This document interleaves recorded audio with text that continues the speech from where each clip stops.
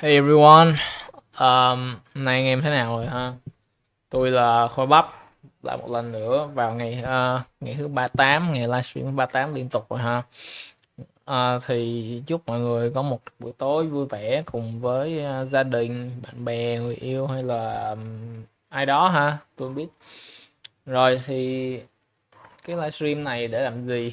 Thì cái livestream này á, là mục đích để cho anh em nào mà làm việc buổi tối ha, và đang cảm thấy nhiều khi cô đơn hay trống vắng gì đấy, sẽ có một người đồng hành đó. Thì tôi cũng, và ít nhất là anh em cũng biết được là sẽ có một thằng nào đó ở Sài Gòn, nó cũng làm việc, nó không cày ha, cày buổi tối, nó chỉ là vậy thôi.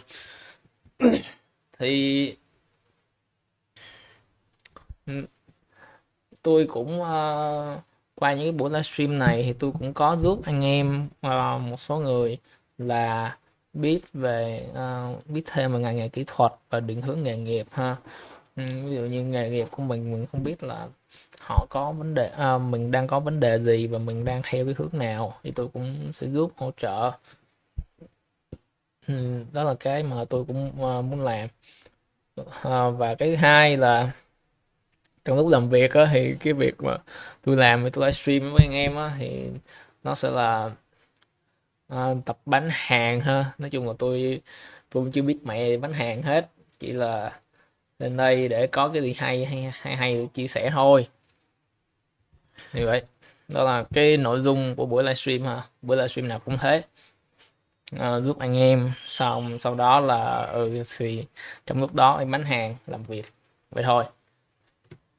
Rồi thì không chần chờ gì nữa thì bắt đầu ha.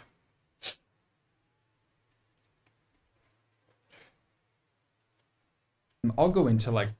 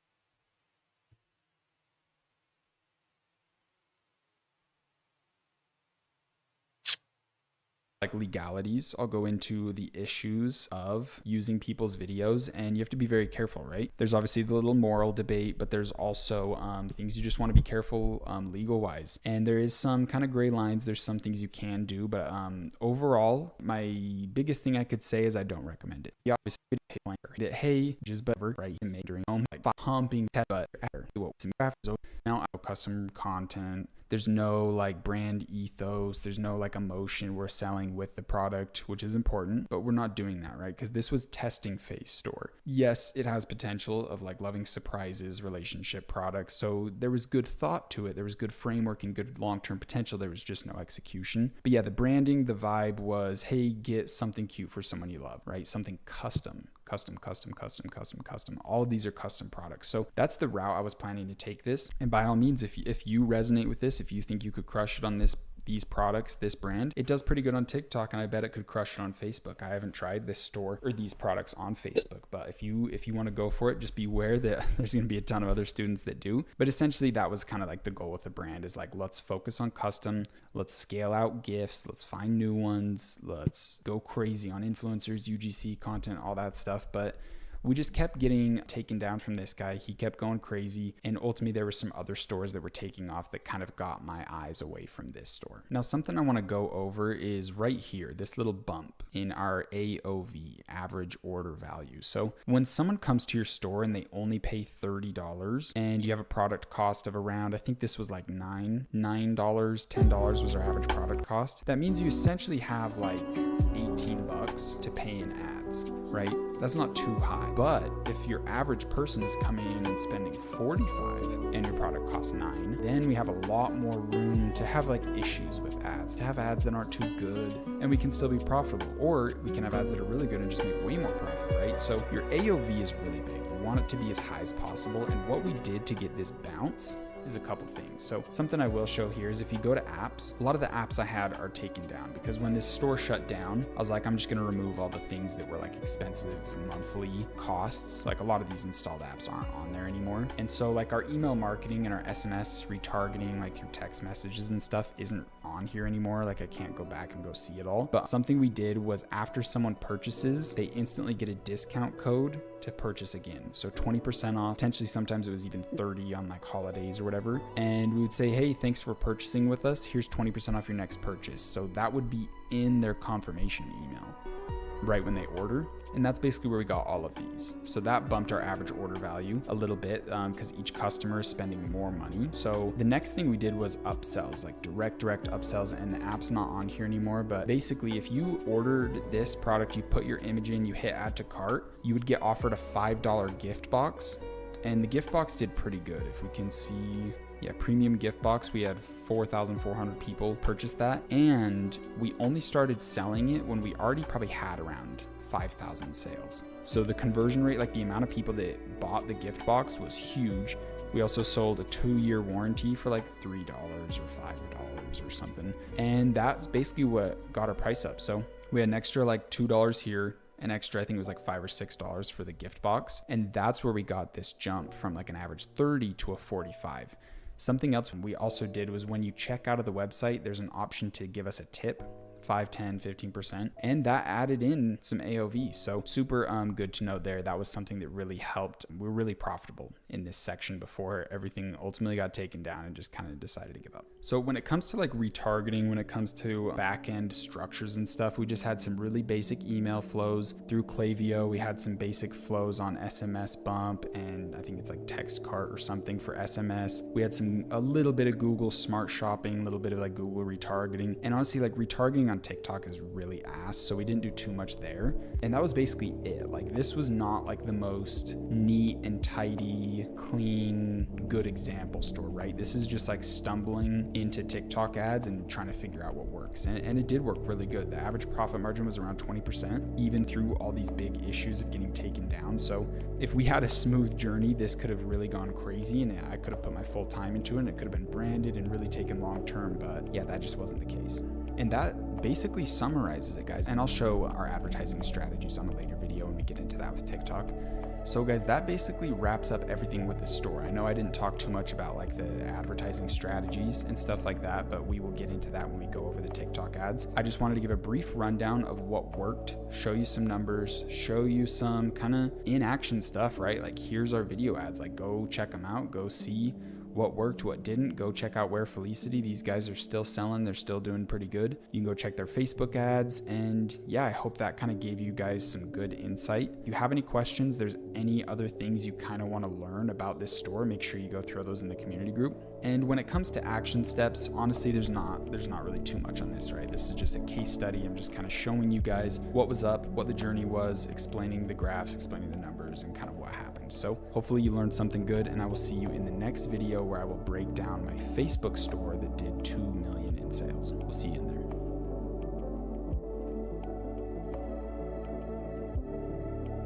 All right, welcome in, boys. Today we're going to be going over my store that I did 2 million in sales with, and this one was only through Facebook. So kind of an interesting contrast having a store that was solely TikTok and a store that's solely Facebook. So I think these are beautiful examples of showing you guys different strategies, different potentials, and the different approaches that really work well based on the different media platforms. This breakdown is going to be extremely similar to the last one, talking about my strategy, what products I did, why I did it, giving the full storylines, and giving you guys basically anything that you want to know or anything you might need to know to see success in the store that you make. This store is interesting because Facebook is coming back now. Facebook has had a ton of issues, and overall I think it is a burning bridge. I think it's a ship that has set sail and is not going to be coming back anytime soon. But for the time being, Facebook is less strict. It is possible to get on there. It is possible to run some ads. So before Facebook really kind of dies out, which I think is its imminent future, this old strategy that I used to do is still working. I'm finding people doing it now, and I've met with some very high up people that have notified me that they're still doing this same strategy that I did back in 2019 and some of 2020 with this store that did 2 million. So interesting stuff. We'll jump into all the strategies, give you guys everything you need to know, and I will see you in there.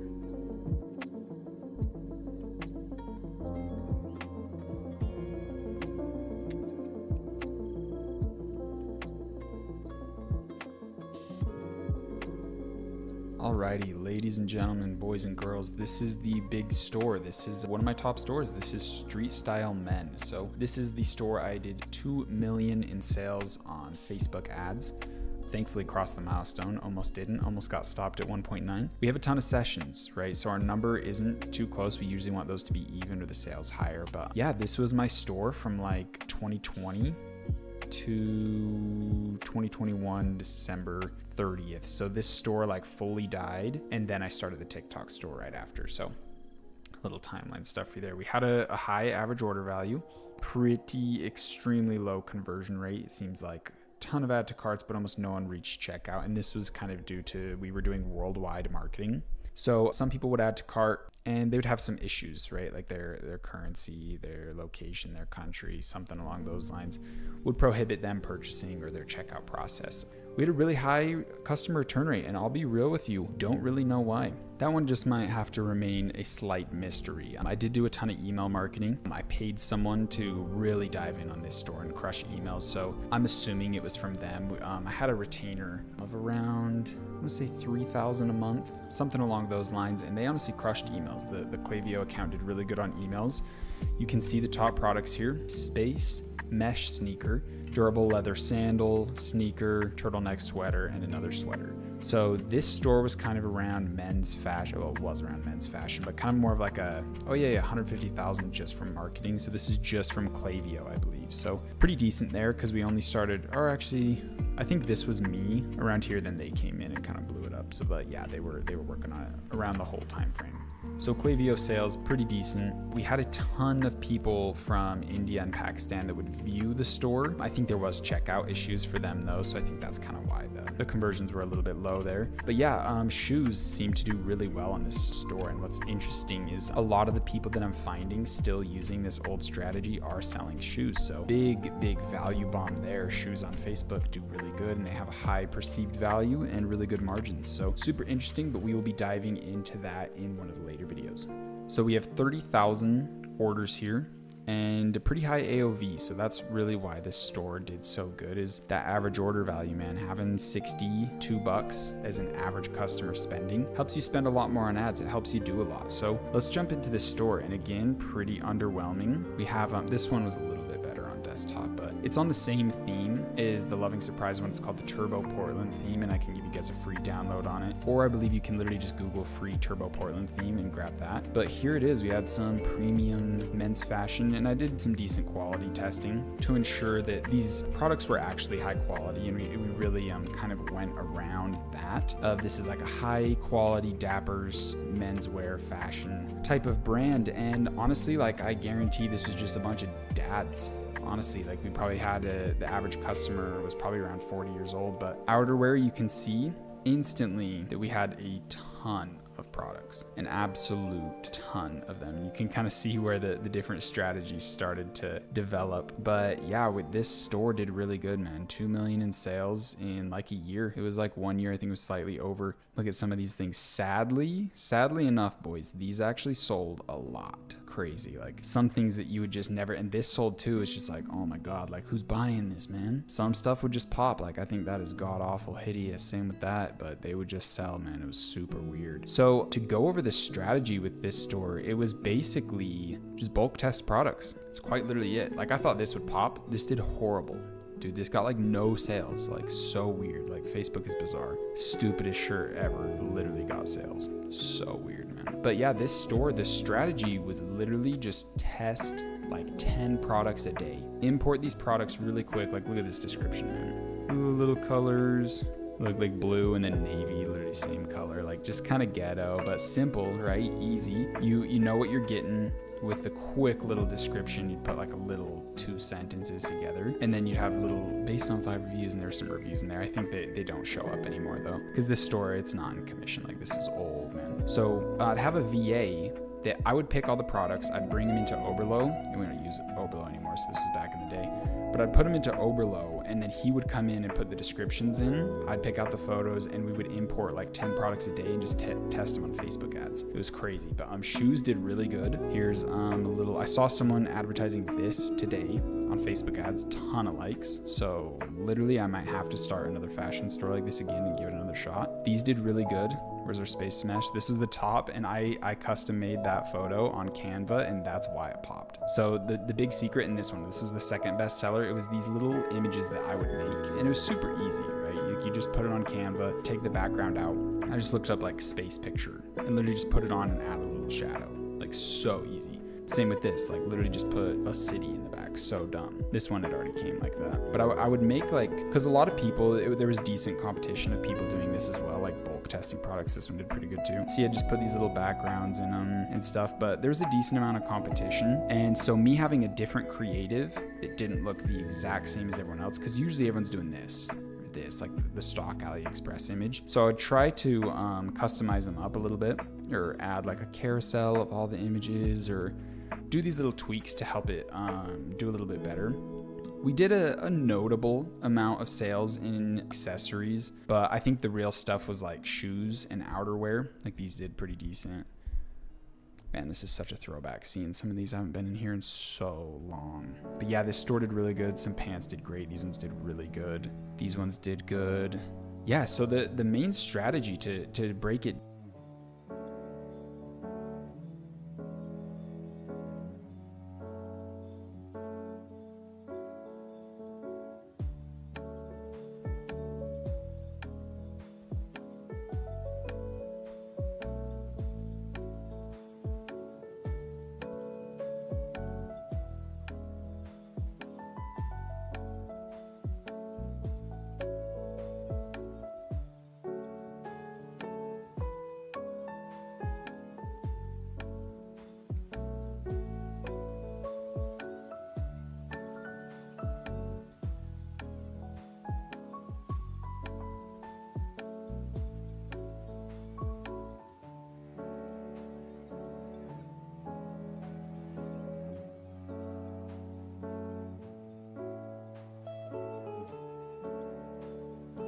ad of it, or ooh, I'm gonna order it to my house and make a video ad. Nope, get rid of the product.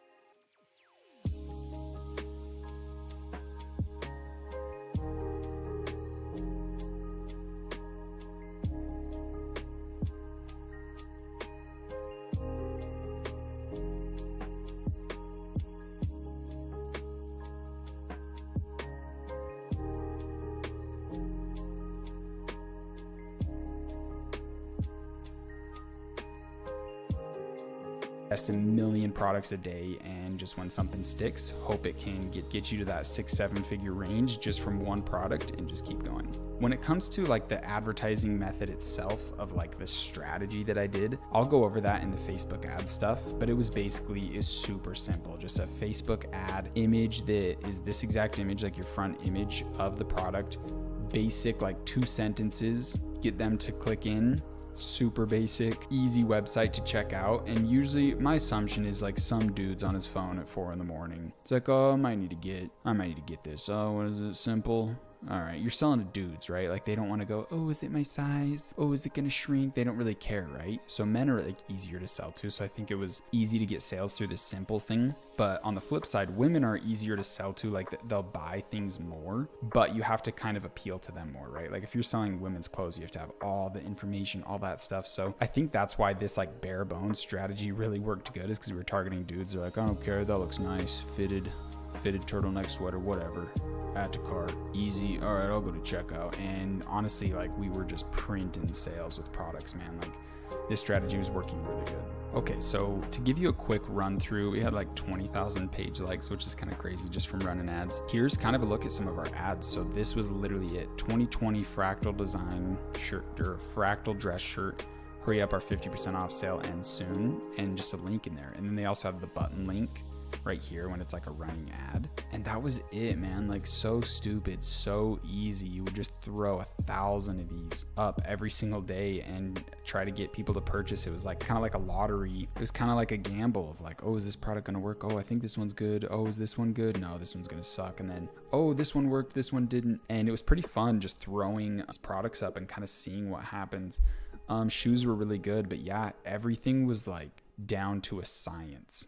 Like we had the exact ad copy. We'd copy and paste, change the product name, put in the link, boom, done. And we would just bulk do them. It was a pretty fun but tedious process. And these were some of the ads that were posted. So this ad, these are not all of our ads. These are just some of them. There's things called ghost ads. Like when you make an ad inside of the ads manager, it's just kind of like its own post that's floating around in Facebook. But these were kind of like spark ads where you make the ad using the Facebook post itself. So all the likes and all of the comments go onto your page, if that makes sense. So these were like our page post ads. We had a ton of ads that would just float around and those would get a ton of sales. But yeah, that was basically our framework. It was super easy, just copy and paste, throw up a product, and it was really fun, and we did a ton in sales. When it comes to like things that I could have done better, I think I could have upgraded the store a bit, the design, right? Have more reviews, have a little more social proof, have some better images. But I think the thing that truly would have been the best that I could have done is just test more products. I should have tested 20 a day. I should have hired people and tested 100 products a day because it worked. We were making money.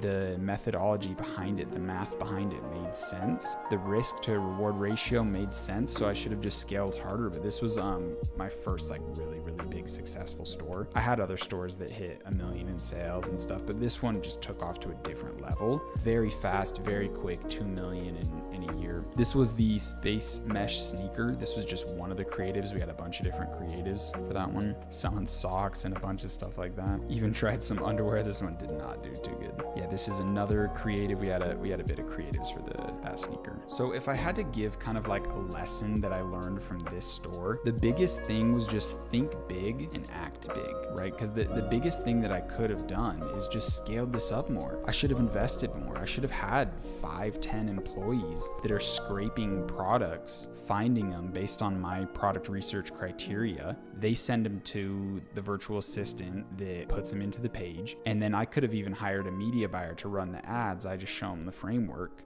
And I could have scaled this up to millions a month in sales, right? The framework worked. I just needed to scale it. So I think the biggest thing that this store taught me is it's possible. Think bigger, you can execute bigger. And this was a big learning lesson on Facebook ads. I had some other like fashion pages in the past. If you've seen my YouTube videos, I kind of talk about those. They're not up anymore, or else I'd do a case study on them. Like the Shopify isn't set up. Like for me to be in here showing you guys the analytics, I still have to pay $30 a month. So I've been paying $30 a month for forever on this store, just so I can use it as a case study just for you guys, just to kind of show what's up, right? Just to use it as a teaching opportunity. But yeah, the biggest thing I can say is this strategy still works. People are still doing it, and I will show you guys in depth how to do it when we get to the Facebook ads strategy. But I wanted to teach you guys kind of like what the TikTok method looks like in a rough sense, and what the Facebook method looks like in a rough sense. Obviously, you can do any product on TikTok, any style store on TikTok, any style store on Facebook,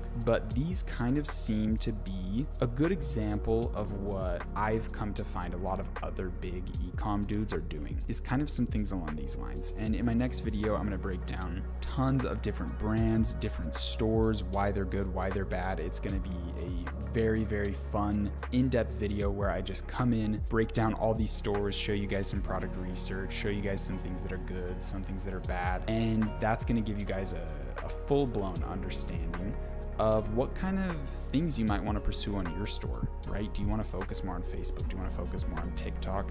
And ultimately, there's a lot of strategies, right? There's a million ways to make $1 million, but the objective of this course is to teach you the paths that I've seen work, and to teach you the paths that I've seen work for other people, to show you guys what the big players are doing. So as much as I would love to just say, hey, this is the one strategy, this is what works, only do this, it's just not the case, right? It's just not realistic. So I want to show you guys absolutely everything. If you have any questions, make sure about this store, my past store, make sure you throw those in the community group. Make sure you guys are reaching out to all the people in your community, welcoming anyone who comes in, and just being super responsive there. That stuff means the world to me, and I will try to be doing the exact same with you guys, making posts in there and just having fun with you guys. So let me know if there's any questions with this store. I'm happy to revisit and make another video, a new video going over any topics you guys want. So this course will obviously be growing. I'll be adding in videos. I'll be taking away some videos if a certain strategy doesn't work. Your guys' success is my biggest focus. So anything I can do to make this course better for you guys, please let me know. And I will see you guys in the next video, where we're going to be going over top niches, top stores, giving you different examples of good stores, bad stores, and all that fun stuff. So I will see you in there.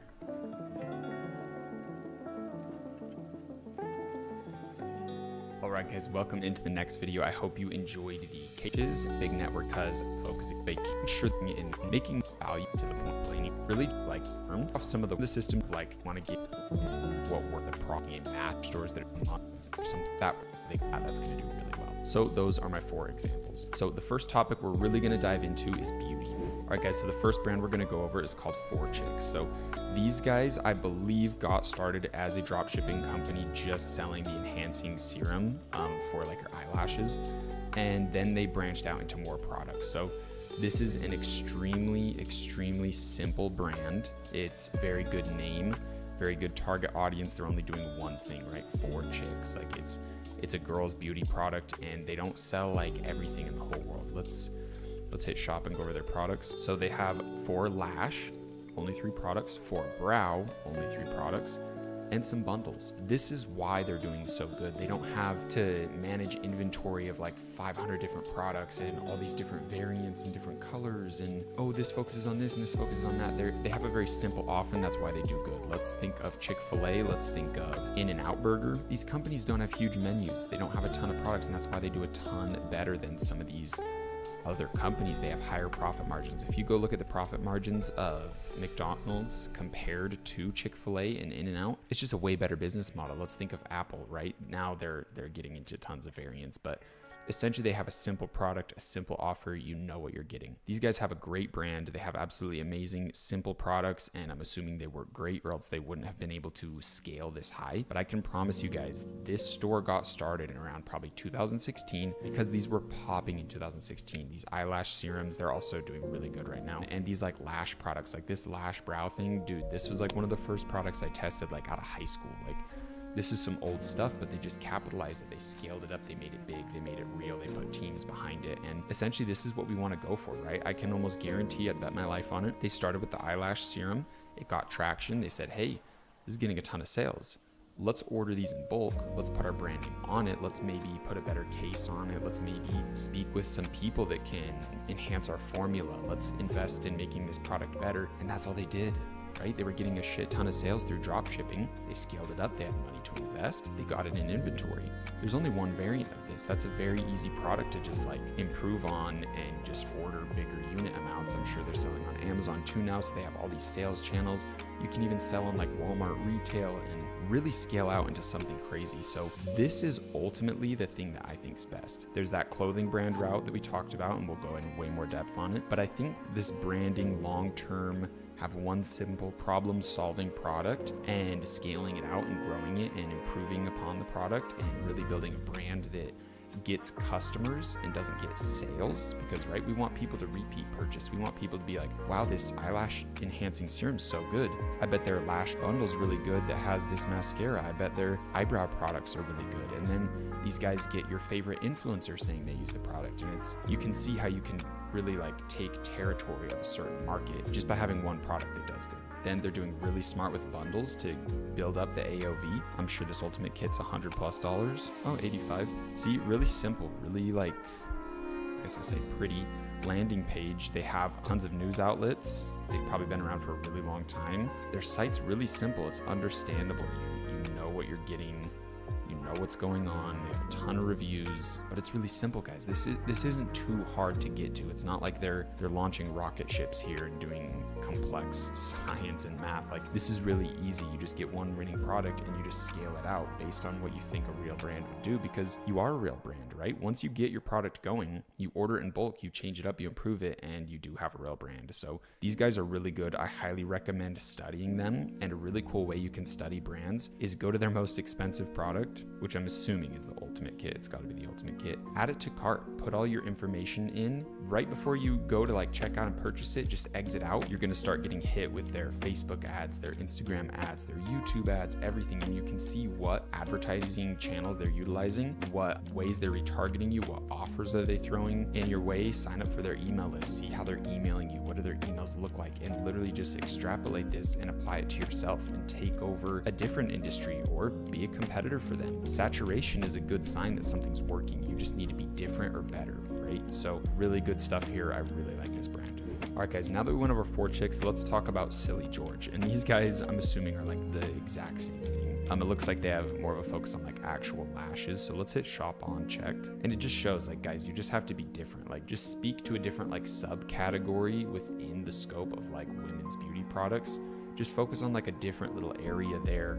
Talk to people in a different way with a different focus, like a sub focus, and you can do really good, because saturation just means that people need these products, right? How many like teeth whitening companies are there? How many like toothpaste companies are there? Deodorant companies? It's just a huge market. So if you can speak directly to a specific group of people within the market, you can usually take a pretty decent size of the pie for yourself. So let's look over them. It looks like they probably got their start dropshipping eyelashes, which is like, was very big. It might not sound like it was big, but dropshipping eyelashes was big. So I'm assuming they got there and then expanded out. This is something that High Smile has done as well in the teeth whitening industry, which we'll go over them. Yeah, they start ordering their stuff in bulk inventory. They start customizing it. It's the same story, right? But these guys have a little bit of a different approach. They have like lashes, magnetic lashes. They have the serum. They could have started with the serum, then got into lashes. You never really know, but this is just another example of someone you can study within the beauty niche. And I guarantee these guys are pulling some crazy numbers. If you go check out their Facebook, go check out their Instagram, you can see that they have a decent following on their brand. It looks like they're getting like no views. They might have bought followers. That's actually super funny. But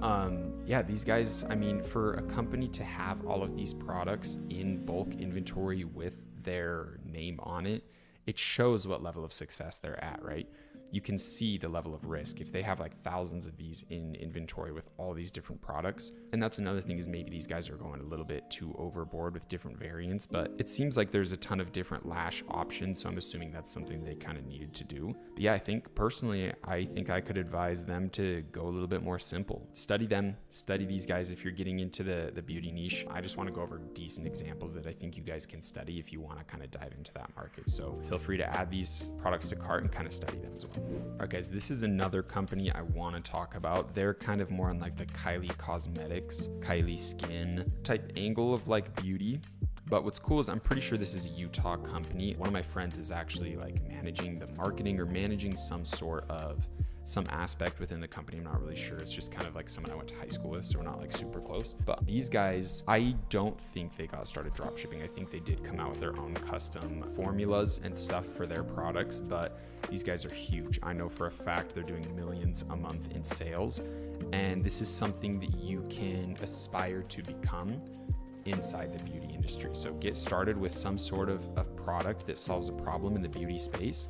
Make some awesome content, get some beautiful models to be like a scroll stopper. A beautiful person in the marketing, like a girl, it's a scroll stopper for dudes, it's a scroll stopper for girls because they want to look like her and stuff. So girls are a big hack with advertising, but study these people and understand how to kind of make yourself seem very professional, simple, minimalistic. They do have a pretty decent size offer of products, but honestly, I would assume that they're essentially like private labeling serums that already exist. I almost doubt that they've custom made all of these serums. It seems more likely that they just have their own packaging, they have their own branding and stuff like that for serums and kind of like mixtures or solutions that already exist, which is a really big theme in the beauty space. But I know for a fact these guys are bringing in stupid money. They have awesome reviews. Genuinely everywhere you look, it seems like people really love these products. So maybe I am wrong. Maybe they are custom developing all of these. But this just kind of shows you, once you have your one success, once you have a stream of revenue coming in, you can really build out something absolutely amazing. Go study like the influencers these guys work with. Go study some of their marketing campaigns. Really dive in deep on influencers. I think that's where these guys are getting a lot of their stuff. I'd assume they're crushing it on Facebook and YouTube primarily. I haven't seen them on TikTok, but that's what's cool is once you kind of come in here, put in all your info, you'll start getting targeted on all of the different channels that they use. But yeah, I know for a fact these guys are making absolutely dumb money. They have body care, wellness, fragrance, beauty, skincare bundles. Let's check their best sellers real quick. Perfume, skin bundle, and see 174. They're getting you to buy premium product.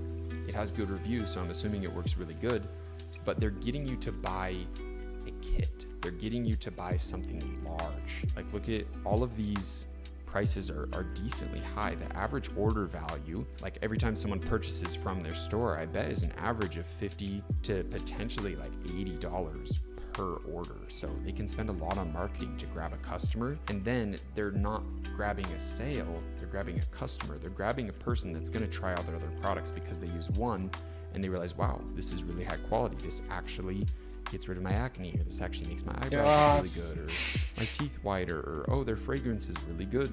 And so they start kind of falling in love with the brand and buying all of their products. And then if they do that, you can see how someone can be spending thousands of dollars a year on your beauty products. And that's something that women are very willing to do to kind of match up with the beauty standard that they're holding themselves. So just some more things to think about. I really think studying this brand is a very good move if you're jumping into this space. All right, guys, now let's jump into the clothing space. So this is a brand that I found on Facebook ads. So before making this video, I was studying a bunch of Facebook ads. I was just sitting there scrolling, and I found some pretty good examples. Almost every company I'm talking about is someone I found on the ads other than Dime. And these guys are really funny. They're really unique and interesting because their website sucks. Like this is super street style men vibes. And it just kind of proves that it's still working now. So basically, I think the two best options you can dive into when it comes to like making a store that's going to make you a lot of money is the really long-term path with finding the products that solve a problem and creating the brand, or just bulk testing a shit ton of clothes. Those seem like the two best opportunities within dropshipping today. The clothing route is obviously a little quicker, I'd assume, based on my experience, and you have more like room for failure, but it's not gonna be as long term. Like if you start the brand and you get that product and really create like a Dime type company, that's where you're worth like 100 million. That's like where you're actually getting huge valuations. You can exit the company and do like some really big shit. But this is more the route of like, I can make 6 figures a month profit with my store, but I probably wouldn't be able to like sell the company. You probably could, but it wouldn't be anywhere near that realm of like Dime, of like making a real company. So I did want to share that. But these guys are interesting because when I found their Facebook ad, it seemed like they were only focused on like cowboy Western shit. So They're called the Cowboy Elf. Super weird name. I'm assuming they're like a very Christian-based, traditional, like US typical Republican vibe a little bit. And this is where I was talking about like find a big community and then find a subcategory in that community and make products for them, because you can basically own that whole subcategory. So I don't know, personally I think these are awful. I wouldn't be caught dead wearing these, but they all have this logo on them, which is interesting because it's not even their logo. So I'm wondering, did they just find drop shipping products that all seem to like have these logos on them, or are they actually ordering themselves and putting it on there? So interesting question, because a lot of these, like I know for sure these are drop shipped. Like there's no way all of these are custom that they have in their warehouse with all the different sizes. Because let's see, just one item, we have 1, 2, 3, 4, 5, 6 different sizes and 3XL. That's so Chinese. That's so China sizes that they're refitting into men's sizes. But that's their whole Western cowboy section. Then they have a faith section, which where it kind of comes in with that cross there. So they're doing mass scale products into subcategories of like faith, of like cowboy stuff. And ultimately, like some of these things might seem extremely weird to some people, but to that person that you're speaking their language, that passion group, it really hits, and it's something that they want to wear. So they're doing the street style men approach, testing anything and everything they can get their hands on. Hey, if it doesn't work on ads, who cares? Let's test the next one and just keep going. So yeah, 25 pages. So this is street style men's strategy, and it shows that it works. These guys are running ads right now, and they have a huge store, and I bet they are making $1 million a month. I really think they are. I bet each category is bringing in multiple 6 figures. It's crazy how much potential you can really get into. That's where it's interesting. Like they have some products that are the same. So, but I'm still assuming this is totally drop shipping. There's just absolutely no way. Even companies like Fashion Nova and Shein are still drop shipping products, but they're at like the mass level of like owning some of these manufacturing centers of distribution, and they're really crushing it. They've monopolized the entire kind of fast fashion China. These guys are getting a small piece of that pie that Fashion Nova and Shein are taking over. Because if you look at Shein, I believe they're at like a 50. They're worth a ton. It's in the billions. It looks like they might be having some issues now. That's interesting. But again, these guys are just focusing on different categories. So it's super weird. I would think Cowboy Elf. I don't know. That just sounds so bizarre to me. But hey, it works. It kind of shows that your store doesn't need to be pretty. Your name doesn't have to be that perfect. It looks like they might have, I'm guessing they paid for a contract, paid for like licensing with the Bills football team.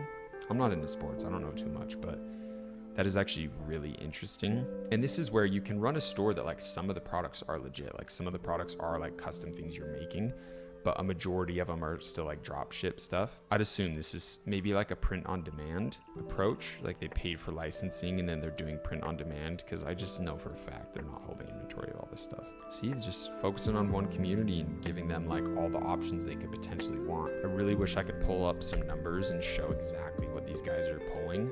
Usually like hot sale is like the best sellers section, so you can see like maybe this is their top products. This is the one I saw everywhere. So you could basically jump in and start testing this out, make a cowboy store, start pumping this shit, because I guarantee you'd get some sales. Absolutely guarantee, especially since Facebook is getting more in like a safe area of where you can actually advertise, because their sales are so low. They have very low earnings reports each quarter, so they're like letting anyone advertise because they're sinking ship, in my opinion. But it's still gonna be good for a while. But yeah, these are probably their top selling products. Yeah, everything's just niche, bro. Like everything's just like you either love it or hate it, which is good, right? You want love it or hate it products, so the people that hate it just won't watch your ad, because you want someone that isn't interested in your product, you want them to leave your ad quick, right? Like you don't want them sitting watching your whole ad. You have to pay for them to click, pay for them to do all these things. You want them to get out. If you don't like it, like your hook should grab the person who wants this product and get rid of everyone else who doesn't. And you do that by speaking their language, and we'll get into all this stuff. But yeah, study these guys. I can guarantee you they're making $1 million a month in sales without a doubt. All right, guys. So we are now in the section of people that are doing drop shipping clothes, but they're doing it really well, because this feels like a real brand. First off, Aha Selected. Interesting. Super drop shippy vibe, in my opinion. I think that's a horrible name. But this store looks real, right? This stuff looks real. but I can promise you they're drop shipping. They probably have sections like this where it's actually, they got models, they're best sellers, they're putting people in. But a lot of these pictures, especially the men's section, you can tell they're drop shipping. Right here, this is drop ship vibes. You can just tell. Super drop ship vibes. So they're probably doing some stuff legit. Like this, they probably designed these. They're probably like working on their brand. But a lot of the stuff and how they got started is drop shipping. Like this is drop ship stuff all day. So you can see how you can mix it in. Most importantly, the men's section super drop shippy. Drop shipping product, all these are screaming AliExpress that I've literally sold those myself. They're on Street Style Men, you can go find them. Yeah, this is drop shipping, boys, without a doubt, no way around it. So yeah, they're doing really good, because you wouldn't really guess, right? Like anyone that doesn't really know the industry or doesn't really know what's going on would be like, wow, this is like a legit brand. So, and it is, right? Like they are doing stuff that makes them a legit brand. They are ordering things in bulk. They are getting like custom photography done, models and stuff, but dude, like all of this men's stuff's drop shipping. So, and you can grab images from AliExpress and customize them and make them look uniform to your store to make things look really good. But yeah, this is all drop shipping stuff. Study them if you want to jump into the clothes industry, because they're doing branding really well and it does feel very legit. All right, guys, now we have like Sovereign Shoes or whatever. They have their spelling a little bit interesting, but look at this. Drop shipping. Street Style Men has these products.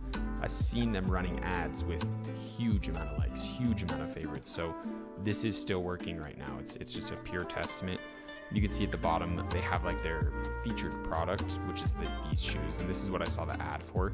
This is a product I used to run in the past, so I can guarantee you it's working now.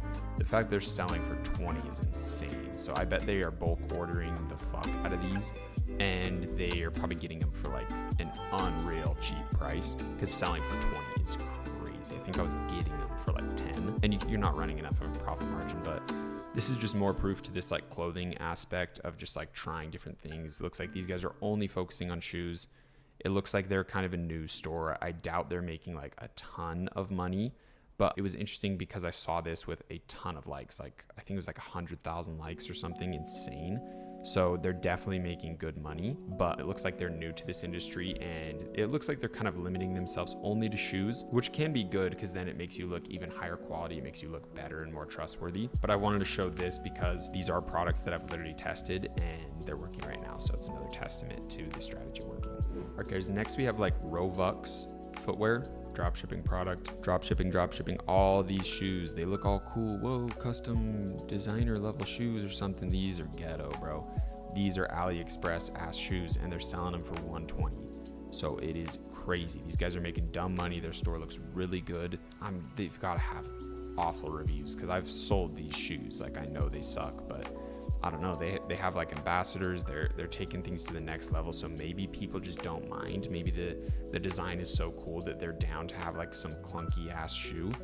But these guys also did have, I noticed on their ad, they did have a shoe that has their name on it. So they had one that was probably their best seller.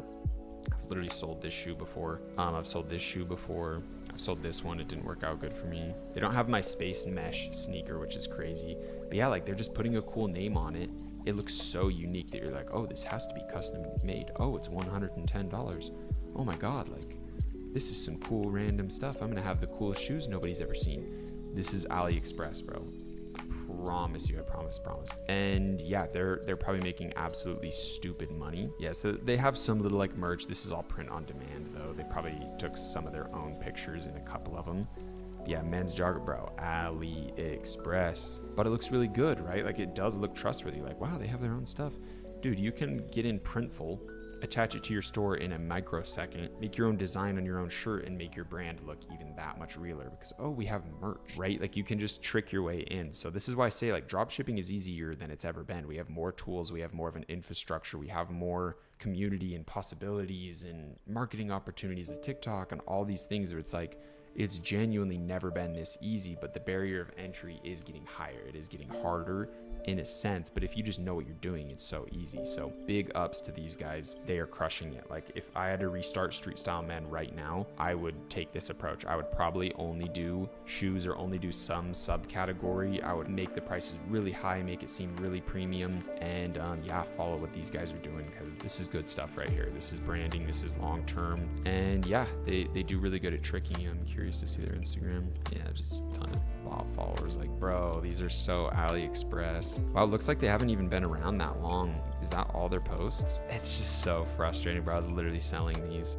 That's so funny. Really good example. One of their ads did have like 50K likes or something unbelievable. So Facebook and clothes are crushing it, no doubt. All right, let's jump into the teeth whitening aspect. This is High Smile. I am not like incredibly positive they started drop shipping, but I'm pretty sure they did. These guys, I think, got started like 2016 or 17, and they've gone on to do some cool things. They've developed their own like color corrector, purple serum, basically going off like purple shampoo, helping you keep your like white or blonde or platinum hair or whatever, and applying that to teeth, and it does work. They have good results. Let's hit shop all on bestsellers, but I want to say these guys got started drop shipping the whitening pens. Those are really big and around that time period. They kind of took the snow teeth whitening approach with like the thing you can buy on and get the UV light on your teeth, pairing it with their purple stuff, with their teeth whitening serum. And yeah, they just really took over the whole like oral care whitening approach, and they have really good ads. This is probably one of the only like brands that actually crushes TikTok, so really go study them. All of these companies I'm mentioning, if you kind of want to take their approach, make sure you're diving in, adding their products to cart, doing all that good stuff. So this is a brand that I know without a doubt is making millions a month. They're really big. I think they even have like a ton of retail stuff where you can like get in Target or Walmart or whatever, potentially different stores. Yeah, they have different stores for each location, which is definitely something you have to get into when you're like really crushing it. But you could go sell High Smile for hundreds of millions without a doubt. So that's why I think it's the better approach. If you're just looking for short-term money, the clothes on Facebook might be better, but you're at mercy with Facebook, so it sucks. If Facebook gets good earning reports, or there's a election coming up or something weird, they're going to be really strict and they could ban you out and you lose your whole business. So keep these things in mind. You guys better be watching through all these videos so you see those little tidbits of information and not just dive straight into something because you think it's the easy route. All right, next in the teeth whitening space, we have Purely White Deluxe, and these guys are funny because they crush Snapchat ads, which is so random, and they do it in an organic way with influencers. But yeah, basic stuff. They have kind of that like in and out approach. I know you've seen this girl on TikTok. Oh no way, they have the fucking, what are they from? The Bachelor in Paradise or whatever. That's crazy. They just scoop up influencers, so that their whole thing is influencers. That's like all they do. And yeah, they have like a decent product. This is just white labeled. Like you can go get this on Amazon. This is plastic. Like this is shit. They just got their own packaging in it and put a name on it. These guys are like whatever, but I know for a fact they're making dumb money. If you go on Snapchat and you see all like the girls that are in there, like they try to have like pretty girls next to like the news things. You'll go through and click them at the end. They go, so everyone keeps asking how I get my white teeth. I use Purely White Deluxe, and it's like they do that like 2 times a week. So they have these girls on retainer and they just keep pumping it out on their Snapchat stories and stuff. But it looks like they have gone into the snow teeth whitening approach. They have gone into the High Smile approach. Looks like they have a toothbrush. Like they're doing the most now that they have money to like kind of fuck around with. So yeah, definitely study them.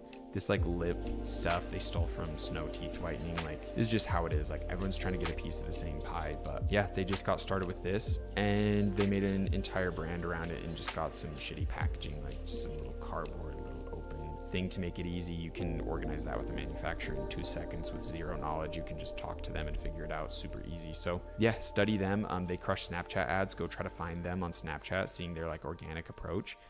They crush influencers, so that's stuff that I know for a fact. I haven't seen too much of their paid ads, so I can't speak on that. But yeah, there's always a new way. There's always a new approach. There's always some category you can focus on or something you can do to get a big piece of the pie. So don't be too scared if things are saturated, right? There's a million teeth whitening companies, and they're all making a very healthy bag for themselves. So last one we'll speak on in the like oral care is like snow teeth whitening. Josh Snow, I believe is his name. He's doing really good in branding, in website building, in retail. Look at these. He's in all of these retailers, so that's huge. Neiman Marcus, like that's crazy. So he's crushing that aspect of it, and like custom designing products and creating an experience, like an Apple level experience, he's doing really, really good on. Tons of news, tons of exposure. Ellen, it's almost like this guy sold his soul and just got some Illuminati deals or something. But he's done really good on like high level products. Like I've even bought these because they just look so nice. So they have all these kits, they have all this stuff, right? But they have like, if I can find it, wow, they've really built out into a ton of different products, mouthwash, all this stuff. Let me see if I can find like their premium one. So they have this, like it has its own charging dock and you can get all these colors, and it's some really expensive $300 product, but it's nice, right? You have the teeth whitening little brush you put on, then you just bite down on this mouth guard and it UV lights your teeth. You don't have to plug it into anything. You can go anywhere, do anything. And it's a huge seller. Like I know they make dumb money on this. Like they have a custom product at this level with all these different colors. They're managing huge inventory, huge retail deals. This is probably a multi 8-figure business. Or 9-figure business. I'm not sure. It's in the hundreds of millions. I'm not sure if it's at $1 billion. I might doubt that. But these guys are making dumb money. They have huge retail connections. And this is like really, really high level shit. I personally think they got started drop shipping. I think he even mentions it, but I can't say it with pure confidence. But yeah, they got started from the bottom and exploded like 2019, I think. So definitely study them and their branding and their long-term vision. Okay, so now we're in like the problem solving section, and I know this video is getting really long. We're like 43 minutes on the raw recording, but these guys are custom developing things based off products that they know that do good on drop shipping. So these neck pillows, like there's this really big Amazon, we'll go look it up real quick. So this product, this neck pillow is a really big winner for drop shippers, right? 57,000 reviews. You know how many sales these guys are getting?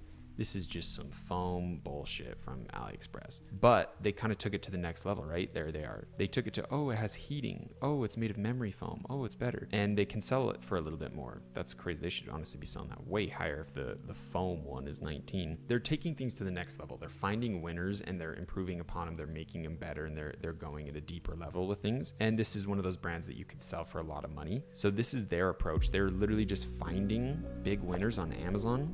I think this is primarily like an Amazon store. I don't think they're getting a majority of their sales through Shopify. So really study some Amazon stores too. Like see what's doing good on Amazon. Oh, is anyone doing it on Shopify? Is anyone running Facebook ads or TikTok ads to this? Maybe I can just have the Shopify like drop shipping version of it, taking the success from Amazon because it's proving a market works, and then doing it myself. So that's what I think these guys are doing, but they're taking it to the next level of improving upon the product, because you can go in and see the reviews. Oh, 4.2. You can go see, oh, let's look at their 1-star reviews. What's everyone complaining about? And maybe we can make it better. Ooh, let's read through these. Ooh, it's uncomfortable, blah, blah. Let's make it comfortable, right? That's what they did. So that's another way to kind of find supply and demand, or find demand and build supply to make something that works really good. So I wanted to talk about that.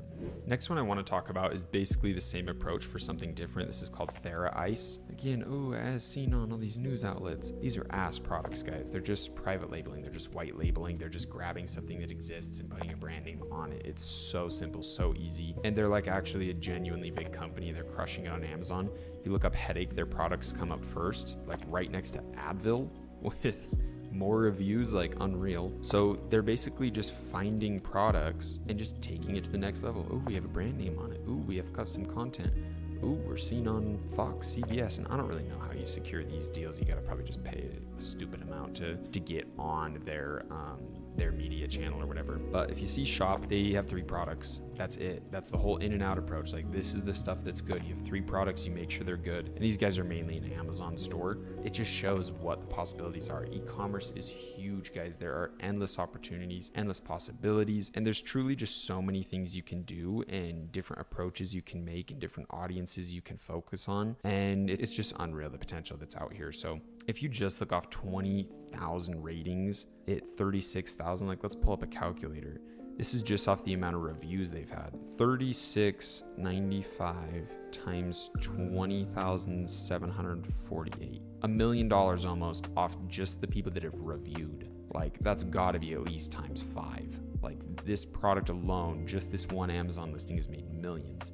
And that's not even counting the people that bought their bundle. They have like an I-1-2 for headaches, like problem solving product, right? Like simple, easy. Like this is something you guys should be studying for sure. Okay, now we have Bleem. This is a store that is also like problem solving. Hello, and Phạm stuff, Trọng but I Hữu really nha. like their website, and I know for a fact that this is a very William high khỏe không? converting website, and people that I've met that are big in this industry have mentioned to me, study Bleem's website. If you can get someone to design something like that for you, you're good. So this is an example of something that you would find the product, right? It's a hair eraser. So I think it's just like a friction thing. It just grabs hair and kind of pulls it out in a painless way. You just like rub it on. But this website is Ngành in 3D hả? It's simple, it's easy. In It 3D looks bây giờ nhu fantastic. cầu nó vẫn cao On nha. mobile, it looks fantastic. On desktop, they have good content. Works Bạn for anh làm in males, 3D females. đó, They nó kind of bán have like a more female đến vibe, obviously. Hair 40 removal, mấy like triệu đó. definitely more of a female approach. Một tuần nó bán được 40 mấy triệu đó. Thu nhập của nó nha. Thu nhập thôi đó, chưa tính là trừ hết doanh thu chi phí này nọ vân vân. 3 tuần nó kiếm được 40 mấy triệu. Thì nhu cầu vẫn cao, nhưng mà quan trọng là em phải kiếm được cái nguồn để mà em bán, hiểu không? Đó, thằng anh nói rồi, kỹ thuật thì quan trọng lắm, nhưng mà cái mà khó hơn đó là tìm được cái nguồn hàng để mà tìm được cái nguồn hàng và tìm được nhu cầu mua. Cái đó là cái anh thấy là rất là khó ha, chứ không phải là cứ thích là mình bán, thích là mình làm thì tất nhiên là kỹ thuật thì nó vẫn sẽ có tiền ha, nhưng mà nếu như mà em muốn mà kiểu tự ra làm riêng á, là em còn phải làm nhiều thứ đó, kiểu như là nghiên cứu thị trường, rồi coi sản phẩm, rồi coi những mưu mẹo này nọ thứ nữa, nhiều lắm, nhiều thứ để mà em phải suy nghĩ để mà có tiền, hiểu không? Nhu cầu về thiết kế hay là sao, em muốn tìm hiểu thêm về nhu cầu thiết kế, là nhu cầu mà về sản xuất.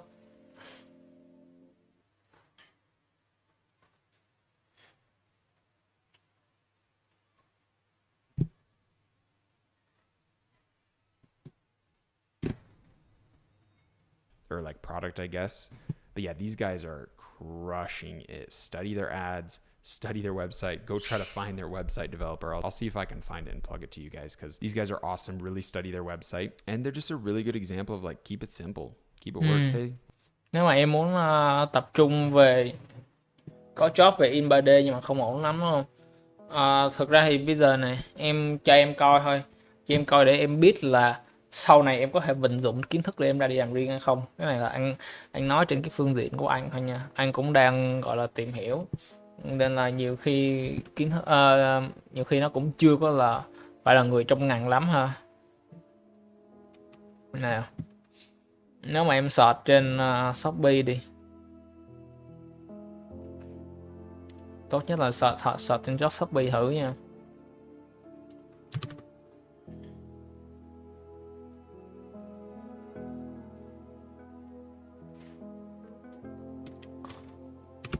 Đó là in 3D, đúng không? Người coi nè, in 3D 25.400 nè. Đó, in 3D giá rẻ theo yêu cầu gì đó vân vân mây rất là nhiều ha. Đó thì em thấy là thực ra nhu cầu nó vẫn có chứ không phải không, nhưng mà em phải cạnh tranh với bên này, đặc biệt là em phải làm 3D, thiết kế 3D cho nó giỏi ha. 3D thiết kế mấy cái blender này đó để mà kiếm được tiền, nó cũng hiểu ý ăn mà, đúng không? Thì đó thì em phải giỏi một xíu về thiết kế 3D thiết kế 3D, xong rồi biết cách in 3D, sản xuất 3D này nọ thứ, lúc đấy em mới kiếm được tiền. Bạn đang là một cái ví dụ để coi như là cho anh phấn đấu hả? Anh cũng biết phấn đấu anh làm. Còn nếu mà job á, không biết là về job mà em đang tìm kiếm hay không, là cái mô tả công việc nó như thế nào khi mà em gặp.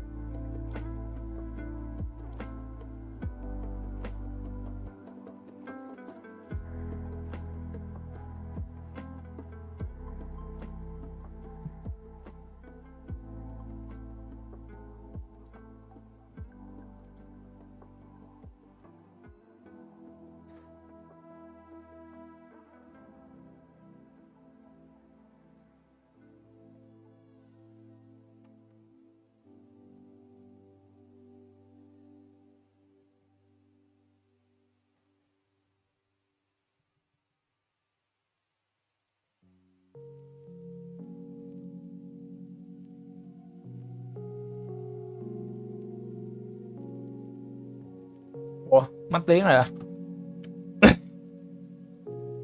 Ờ, ý anh hỏi á là em có cái job đang làm đúng không? Đang có cái job mà chuẩn bị làm thì không biết là em đọc cái mô tả công việc ra sao, nói cho anh rõ hơn được không, để anh có thể nói, để anh có thể giúp đỡ. Chứ còn bây giờ nếu mà nó tiêu chung quy cơ bản nha, em vào phỏng vấn với người ta đúng không, phỏng vấn với người ta xong phải người ta mà nói là công việc năng động này nọ, môi trường năng động rồi mọi người tích cực gì đó, vớ vẩn lắm, bây giờ vào mới biết được ha.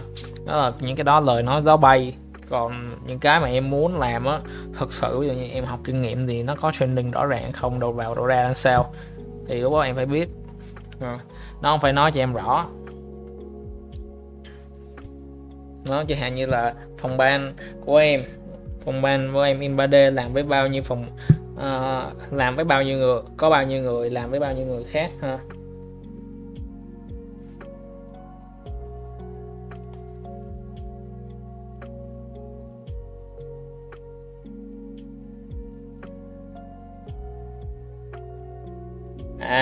Job này ra cũng làm 4 tháng rồi nhưng mà sắp tới đi thực tập.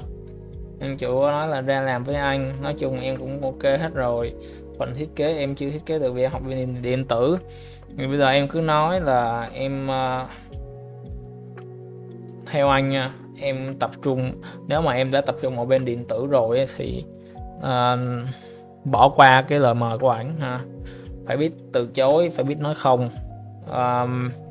Cái này là anh cũng gặp, cũng phải sai lầm.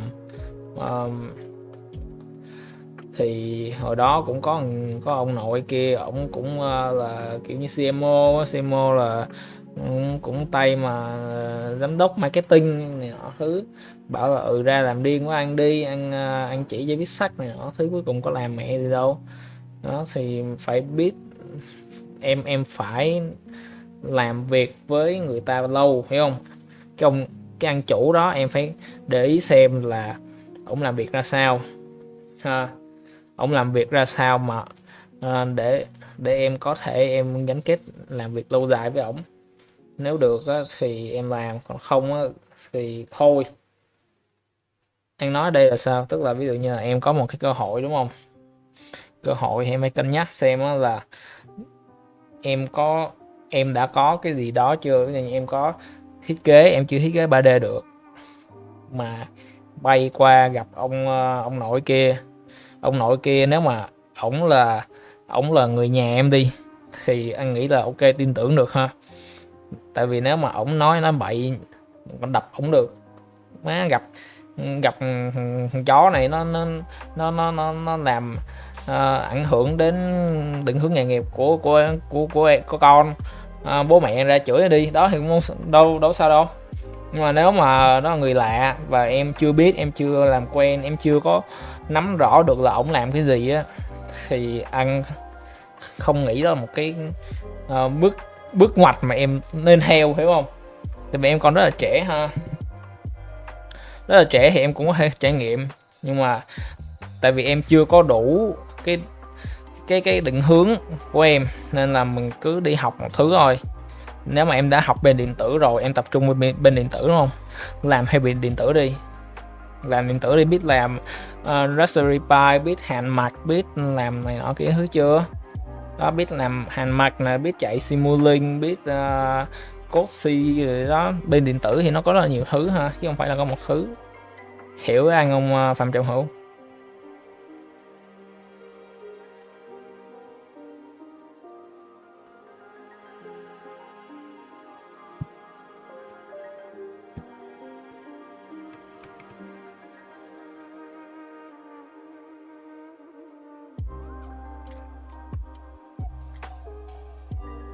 Đó thì cái ý của anh là vậy ha. Nếu mà em cứ cân nhắc, anh ở đây là anh đứng ở vị trí là anh là người ngoài, anh nhìn vô thì nó sẽ có cái góc nhìn nó gọi là nó sáng hơn một tí, theo anh nghĩ là như vậy. Và đưa ra cái lời khuyên là thật ra là cũng dựa trên cái kinh nghiệm của anh, và anh cũng muốn là giúp cho em. tại anh đâu lợi lộc thì đâu lợi lộc thì cứ giúp em thôi ha. Rồi đó, thì em thấy cái ông đó ổng làm việc ra sao, em phải coi là ví dụ như thằng chủ đúng không, cái một số cái tính chất của mà thằng chủ khi mà em muốn muốn theo hay không á, là nó như vậy, nó có thực lực hay không ha. Nó thực lực ở đây là thực lực mà kiểu như khi mà ra làm riêng đúng không, nếu mà nó có một đội ngũ thì ok, có thể là nó hơi thực lực nó hơi kém một xíu, nhưng mà đồng đội của họ, đồng đội của con chủ đó, nó bù hết cái yếu kém của ổng thì lúc đó ok. Nhưng mà nếu mà nói là ông chủ đó với lại em ra đi làm á, bạn cha đó không có năng lực á, là hơi sai ha. Rồi đó, anh nói một cái ý thứ nhất. Ý hai là họ có biết gọi là training cho em hay không. Training ở đây á là tại sao em mới ra em chưa biết mẹ gì hết đúng không, đâu có biết gì về in 3D, đâu biết gì về thiết kế đâu, thì cũng phải có một cái thời gian để training cho em và giúp em đạt được đến cái mục tiêu chung ha.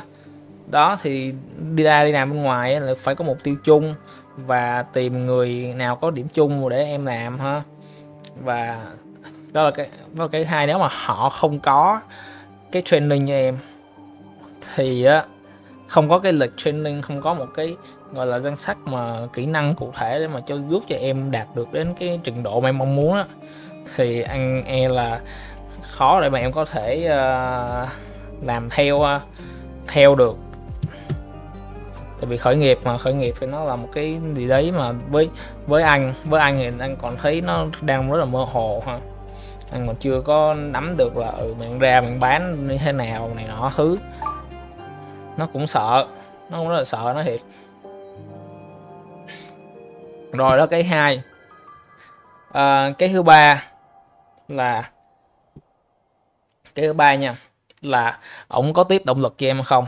Ví dụ như là ổng có hỏi em hàng ngày hay không nhé, như là hỏi nè em làm này chưa, em thấy thế nào, em có khó khăn gì không để em hỗ trợ cho. Đó, chứ mà ổng bán tháo cho mày hết, ổng quăng cho mày hết, em có khả năng gì đâu mà làm, hiểu không? Nhìn đi cũng phải nhìn lại. Vậy đó, nếu mà quăng anh ra ngoài làm chung với ổng, anh còn chưa chắc anh làm được nữa. Mặc dù anh thiết kế 3D cũng gọi là tương đối 2-3 năm rồi, 3-4 năm rồi, nhưng mà đi làm ra ngoài thì cũng chưa có biết ha. Nhiều khi cũng ổng phải chỉ anh này sale này nọ thứ, anh mới tự làm, tự học, đúng không? Bản thân của em cũng phải có một cái gì đấy mà giống như là thật sự là nghị lực lắm luôn á, nghị lực lắm luôn mới có thể gọi là tự theo rồi tự mày mò và mất ăn mất ngủ để mà làm ha. Rồi quan trọng là cái thứ ba nữa, đi làm riêng đúng không, ra làm riêng với em, chia lợi ích làm sao. Tại vì không nói đến cái lợi ích nữa, nên mà không nói đến lợi ích ban đầu á thì làm việc khó lắm. Lúc sau mọi người được hưởng lợi, ví dụ như là em với ổng đi làm cái hưởng đơn 1 tỷ, rồi chia làm sao? Em làm chó luôn, ổng làm em chưa biết ổng làm gì. Ổng hưởng 75%, em hưởng có 25%, 250 triệu. Muốn không? Đâu muốn đâu, em làm mất mấy năm mà được 250 triệu. Thì đó, thì anh phải nói là chia lợi ích ban đầu này nhỏ thứ khá là rối ha. Rồi cái thứ 5 là ổng có cái vision chơi công ty chưa, có cái vision để mà ra làm chưa, hiểu không? Có thì em mới có cái định hướng. Cái tầm nhìn của ổng á là tầm nhìn nó sẽ giúp em định hướng ha. Bây giờ ổng không có tầm nhìn, nó không có định hướng thì làm sao mà em có thể theo được ổng, hiểu không? Đó, thì đó là một số cái ý mà anh nói để em có thể nhìn và cân nhắc.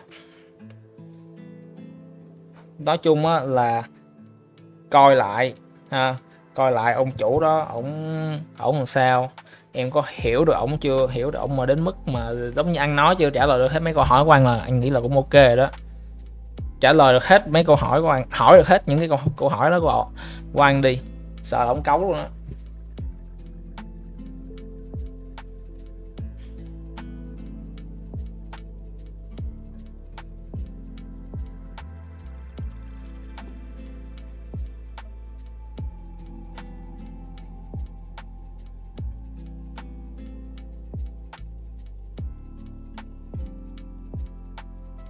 We have something that removes your hair, and we have a scrub that works really good for it. Keep it simple. You guys can make a ton of money. I bet this brand is worth a lot. All right, next we have Miracle Brand. Same. This is a problem-solving product. They have like sheets and stuff that are like better.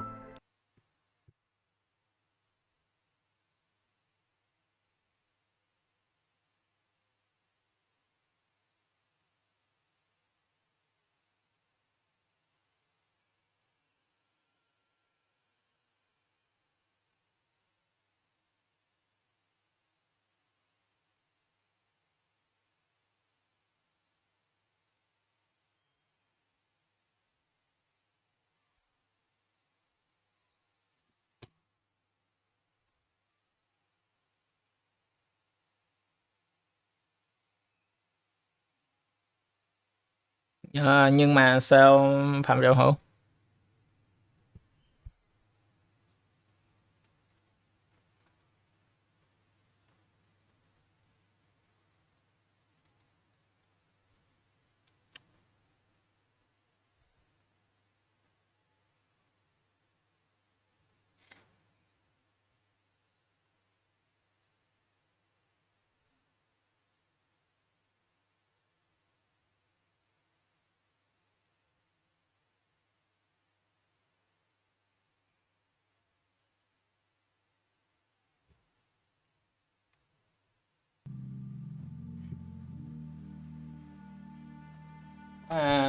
Em bảo là anh chủ này làm từ lúc nào học đại học, làm cũng lâu, chỉ làm một mình thôi.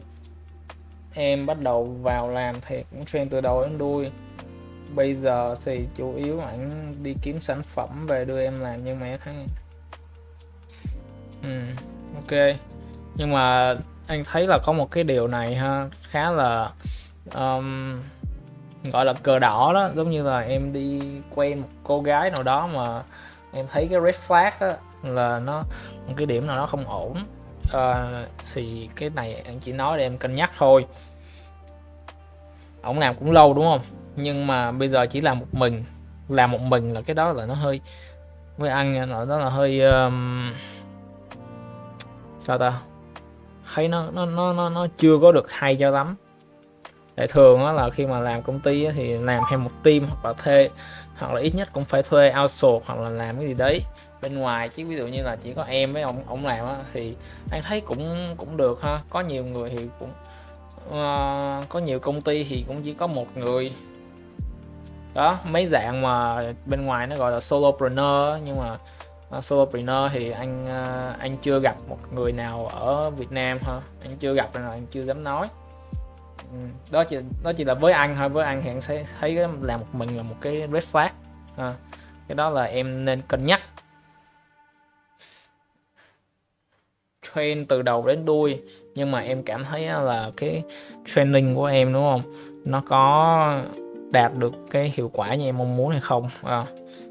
Thì em tự ra là em đánh giá, em phải có một cái goal này đấy và em đánh giá những cái tiêu chí mà ông đã đề ra.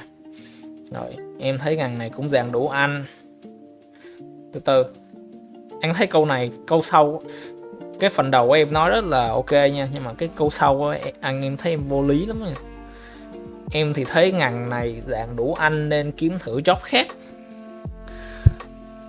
Đủ anh nên kiếm thử job khác, nghe nó chói tai không đó.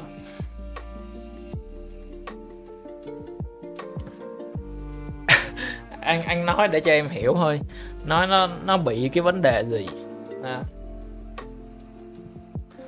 Job khác á, là em còn phải học thêm những cái đó, những cái job khác nó có những cái điểm lợi điểm hại thì em phải biết hết ha. Tuy nhiên anh thì biết được sơ sơ là điểm lợi điểm hại của việc đi sản xuất, là điểm lợi của điểm hại của việc làm cơ khí, biết cũng tương đối, thì lúc đó anh mới có thể mà anh đưa ra những cái lời khuyên nó chuyên sâu hơn một tí. Bây giờ em chuyển sang job khác đúng không, em còn không biết, em còn chưa biết là cái điểm lợi điểm hại nó như thế nào, và cái cơ hội của em ra sao, khả năng em ra sao, thì em làm job khác em thấy ổn không? Bây giờ cái ngành này cũng đủ anh rồi đúng không, tại sao không dồn hết năng lượng của nó đi, đúng không? Nè anh nói đơn giản cho nghe.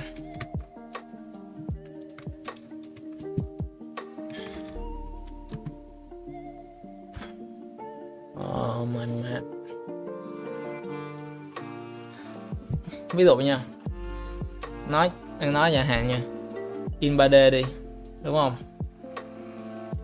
cái này là dịch vụ chính rồi, em đá ra được cái gì? Sản xuất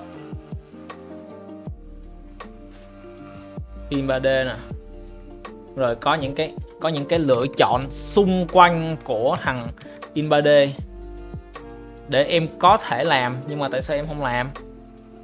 Sửa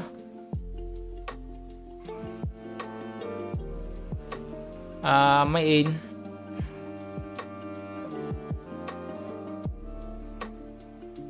ba d cái nhất đúng không? Cái thứ hai nè là em làm dịch vụ tạo model,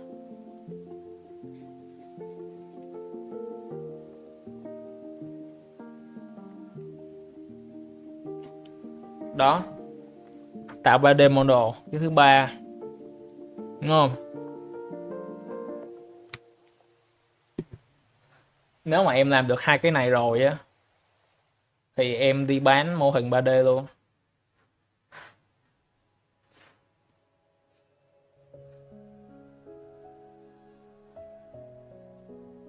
Này anh nói đơn giản thôi. Thằng bạn anh nè, cho em coi.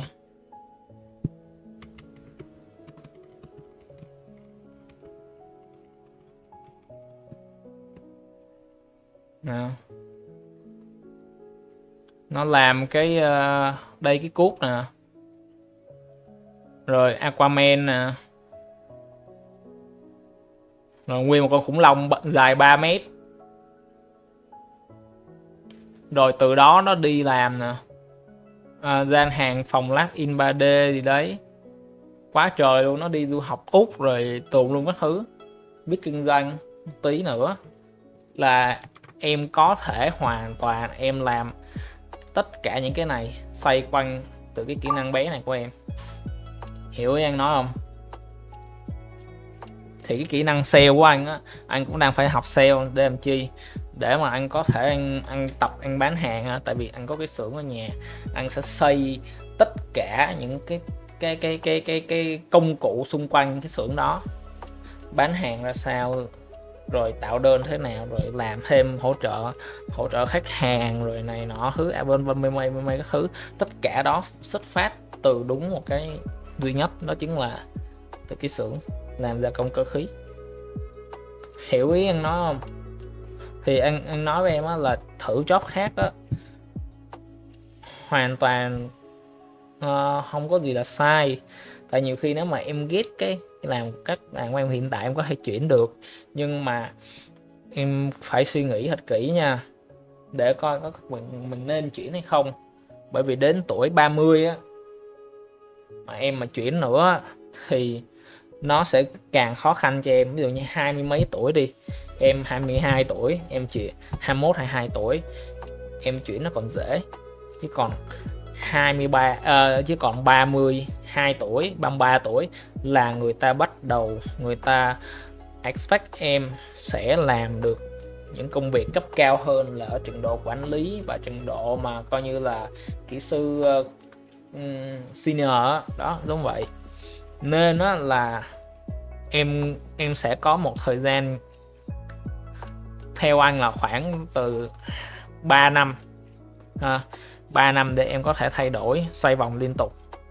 Nhưng mà sau 3 năm đó nên tập trung để mà em có cái kinh nghiệm 5 năm về một cái lĩnh vực nào đó ha, chứ đừng có để cái việc mà em nhìn núi này trông núi nọ nó làm ảnh hưởng đến công việc tương lai của em. Anh nói em hiểu không? Hiểu anh mà đúng không?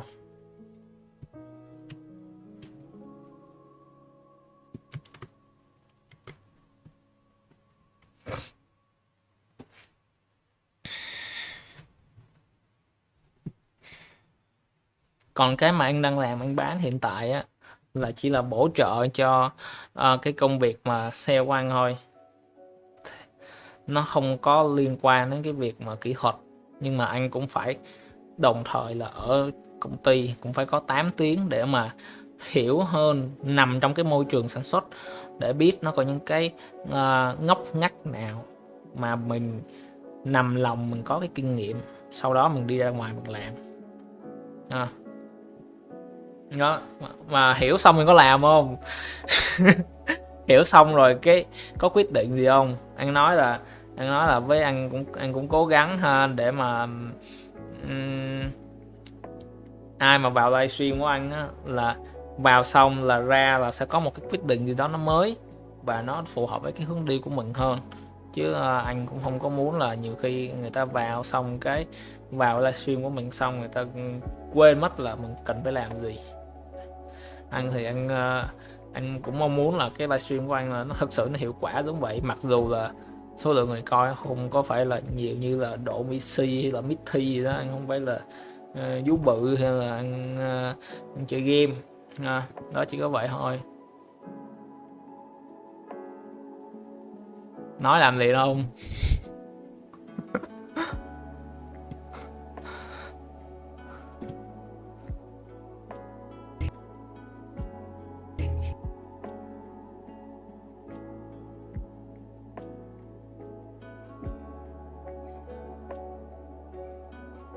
Thì đó thì đi sale máy hả?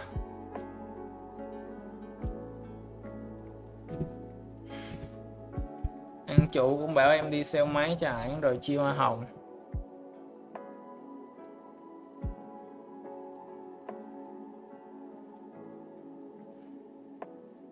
Em phải nói lại với ổng là anh có kỹ năng sale hay không, tại vì em không có một kỹ năng sale gì hết, anh phải chỉ em. Hiểu ý anh nói không?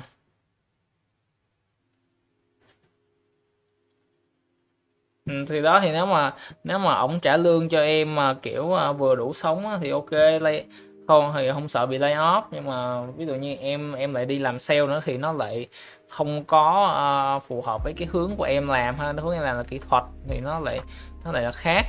Em còn chưa nắm rõ được kỹ thuật nó như thế nào thì tự nhiên ra làm sale cho ông bán đến 16 tiếng ngày thì nó cũng hơi oành nha. Y như nói vậy thôi.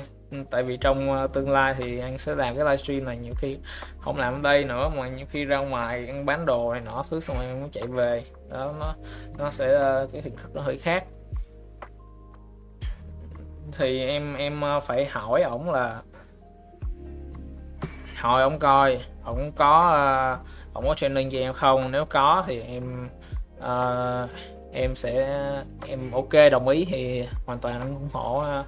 Còn nếu như mà em không có được training mà bảo là cứ đi làm thử sai ấy, thì anh thấy là không có, cái này là không có ổn. Anh thấy thật sự không có ổn.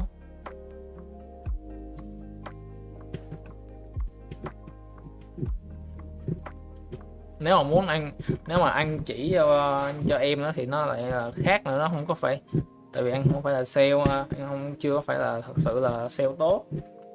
Mình làm tốt xong mình mới chỉ người ta được, chứ tự nhiên mình không có mình chưa giỏi mình chỉ người ta không thấy không được. Đó thì em phải đi học. Quan trọng là thật sự là em cái nghị lực của em đến đâu. Nếu như mà em không còn một cái cơ hội nào khác, em không còn một cái đường nào khác để mà em gọi là em tự em bươn chải nữa, thì chắc chắn là em sẽ đi ra ngoài và em tự em học cho bằng được. Nhưng mà nếu như mà em muốn một cái nào đó nó có hệ thống hơn, nó cụ thể hơn, giống như một cái lớp học ấy, thì phải hỏi ổng ha, phải hỏi ổng cho chắc.